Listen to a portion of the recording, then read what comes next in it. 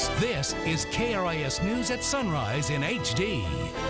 Good Thursday morning to you. Thanks for being with us, everybody. I'm Dave Froehlich. And I'm Janine Reyes here with meteorologist Matt Terhune, and we're starting it off nice and warm already this morning. Yes, that's right. Warm. Windy, too. Yeah, and very windy. Man, I'm telling you, it was trying to knock my Red Cross. The models of what Destination Bayfront could look like may look great, but there are still plenty of questions surrounding that project. Now one council member is questioning if now is the right time for the city to use tax money on a park project. Councilmember Rudy Garza knows the park is a priority for the city, but other things like street repairs and user fees are higher up on his list. I think the timing right now is poor. I think our citizens are going to feel that they got tagged with the street maintenance fee. It's going to be too fresh in their minds. Council will vote on this plan next week. If approved, taxpayers will then have to approve a $41 million bond for construction to begin on the park. The former owners of the Two Georges restaurant, accused of defrauding customers out of more than $100,000, are in jail this morning. They're held without bond in Arizona, where U.S. Marshals arrested them. Michelle Chapman and Jim Oveka skipped town back in September 2011. Authorities have been searching for them since. Police say at least 31 people claim Chapman and Oveka used their credit card numbers to rack up $200,000 in bogus charges. Authorities found their van at the airport, but they never bought any plane tickets. The restaurant closed. It's now reopened under new management. There's no word on when Chapman and Oveka will be extradited to Nueces County to face charges. A small jet near the airport, which is about 30 miles west of Augusta. The Obama administration announced it will get aggressive in enforcing cyber espionage laws. This comes after security firm Mandiant says in a report that the Chinese government has been actively involved in hacking for the purpose of stealing trade secrets from dozens of U.S. corporations. That includes big daily newspapers, the even bigger Coca-Cola, Facebook, and Apple. Hackers often gain access by tricking an employee into clicking a link in an email. yesterday weather for you at about 6:16. Over to you, Janine and Dave. Matt, we've got breaking news about Olympian Oscar Pistorius. Nike just announced they're suspending their campaign with him. Meanwhile, Pistorius arrived at court for the third day of his bail hearing this morning. Pistorius shot his girlfriend 1 week ago inside a home in Pretoria. He faces a charge of premeditated murder. Pistorius claims he mistook his girlfriend for a burglar. This morning's proceedings began after new revelations emerged about the chief investigator in the case. Police revealed that Detective Hilton Botha faces attempted murder charges from an October 2011 shooting. Botha and two other officers fired shots while trying to stop a minivan. On Wednesday, the prosecution's case against Pistorius appeared to unravel with revelations that police made a series of blunders and they had no evidence to challenge the runner's claim he killed his girlfriend accidentally. Time now to take a look at yesterday's stories in Rewind with Jennifer Lita. Samuel Chevrolet, come by, let's be friends. Welcome back. 6:13 now on your Thursday morning. The United States Postal Service may be dropping Saturday mail delivery, but it's picking up a clothing line. It's an effort to save the USPS. That tops our look at consumer news. The cash-strapped U.S. Postal Service announced plans for a new line of all-weather apparel and accessories. The line is called Rain, Heat, and Snow. It's inspired by the agency's unofficial motto, which is neither snow, nor rain, nor heat, nor gloom of night stay these couriers from the swift completion of their appointed rounds. A men's line to debut in 2014 includes all-weather jackets, headgear, footwear, and clothing that can hold electronic devices. A new survey shows We're going to slow down, be very light tomorrow morning, and then be out of the northeast tomorrow, only around 10 to 20 miles per hour. Looking forward to that break from the wind. That's right. All right, thanks, Matt. Well, you know, the lifestyle. healthy lifestyle is good. That's overwhelming how many of those supplements are out there. It is. Sometimes it's just eating healthy and doing the right thing. And so for that, Dave, I will brew you some cinnamon coffee later. And I will pass on it.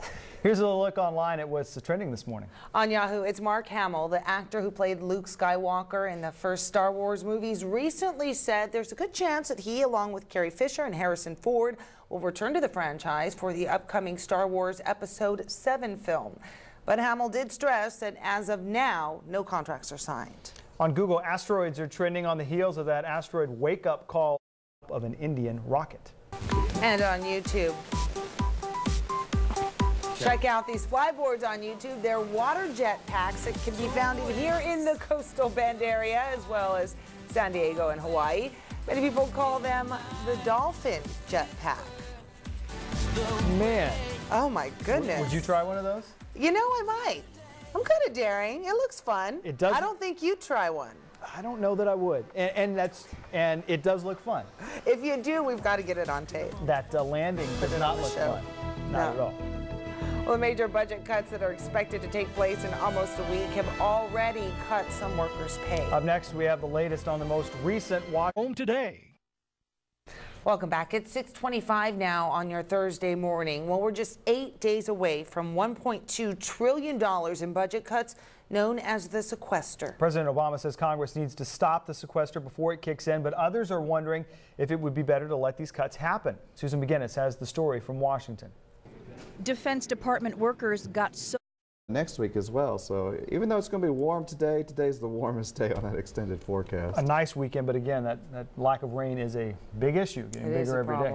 That's right. Well, today's February 21st. It's National Sticky Bun Day. Are those the honey glazed? Just in time for breakfast. People can celebrate it right now. Yeah, sounds good. On this day in 1885, the Washington Monument was formally dedicated. You know, his birthday is tomorrow. George Washington did a little day early. Big week for George. Film and music executive David Geffen turns 70 today. Jennifer Love Hewitt turns 34. Here's a look at some local birthdays. More somewhere else, or shop at EddieAuckland.com. Eddie Auckland Nissan on EddieAuckland.com. We will get the deal done. Welcome back. It's 6:32 now on your Thursday morning, February 21st. New this morning, fire crews are returning right now to a home that caught fire overnight. They're putting out more hot spots, and the high winds right now are a concern for them. And they were originally called out to the home in the 3700 cause. 2 people who live in the home are okay. Right now they're being helped out by the Red Cross. The models of what Destination Bayfront could look like may look great, but there are still plenty of questions surrounding that project. Now, one council member is questioning if now is the right time for the city to use tax money on a park project. Councilmember Rudy Garza knows the park is a priority for the city, but other things like street repairs and user fees are higher up on his list. I think the timing right now is poor. I think our citizens are going to feel that they got tagged with the street maintenance fee. It's going to be too fresh in their minds. Council will vote on this plan next week. If approved, taxpayers will then have to approve a $41 million bond for construction to begin on the park. The Sinton School District is taking more steps to ensure the safety of its students. School officials are collecting fingerprints from students for new biometric time clocks being installed on all the school's buses. The students use their fingerprint to check on and off the buses. School district officials say only about 10% of parents opted not to have their kids in the system. That system will allow parents and school officials to go online and see if their children made it on or off the bus for school or events. This is the first system of its kind installed in Texas. It will cost the school district about $20,000 in the next 3 years. A small jet was Weather for you at about 6:46. Over to you, Janine and Dave. Let's take a look now what made news in other parts of the world while you were sleeping. We have breaking news out of South Africa where Nike has suspended their contract with sprinter Oscar Pistorius. Meanwhile, he's facing day 3 of a bail hearing to find out if a judge will let him out of jail before his murder trial. There's new information this morning about the lead detective investigating the case. Tina Kraus has the latest from London. Pistorius's murder trial is likely still months away. The lead detective also claimed police found boxes of testosterone and needles in the Paralympic champion's bedroom, but he later admitted officers read the label in the dark. Pistorius's defense team says the substance is an herbal remedy and not steroids. Today, North Koreans. Today at 3, followed by Ellen at 4. Welcome back. 6:44 now on your Thursday morning. We have an up-close look at an amazing piece of technology that's making a real big difference in the way doctors approach heart surgery here in the coastal Bend. It's called the Melody Valve, and our Mitch Bryan brings us more. shows again. Sunshine this afternoon. I think that's what we're all going to be looking forward to, is finally seeing some sunshine. High today, though, 84. Not looking forward to that, personally. Other people might be. That's right. Well, check this out. Matt just touched on a major winter storm is hitting the Midwest today. Winter storm warnings are covering nearly all of Nebraska, Kansas, and Missouri. Forecasters expect more than a foot of snow in Kansas, with other areas picking up 9 to 12 inches. Kansas Governor Sam Brownback has closed the state government. He's urging people to stay off the streets. Many in the area are actually welcoming the snow because the Midwest has been in the middle of a severe drought. Snow also caused some big headaches in Arizona, of all places. The spring training complex in Scottsdale was blanketed by yesterday's snowstorm. That snow also led to the suspension of the World Golf Championships match play event in Tucson.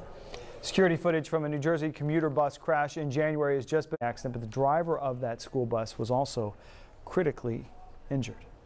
Time to take a look at what's coming up later today. The man who police say killed a local Marine will be sentenced in a New Orleans court this afternoon. A jury convicted Melvin Clay of second-degree murder and obstruction of justice this past December. Clay stabbed Ryan Lakowski to death in the French Quarter after he and his wife left a military ball in New Orleans in October of 2010. Clay is expected to get life in prison without the possibility of parole. The United Nations Security Council will meet to discuss North Korea. It's been just over a week since North Korea successfully conducted a nuclear test.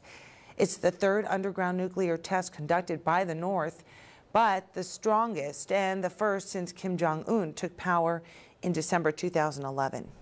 Existing home sales for the month of January. 7 years.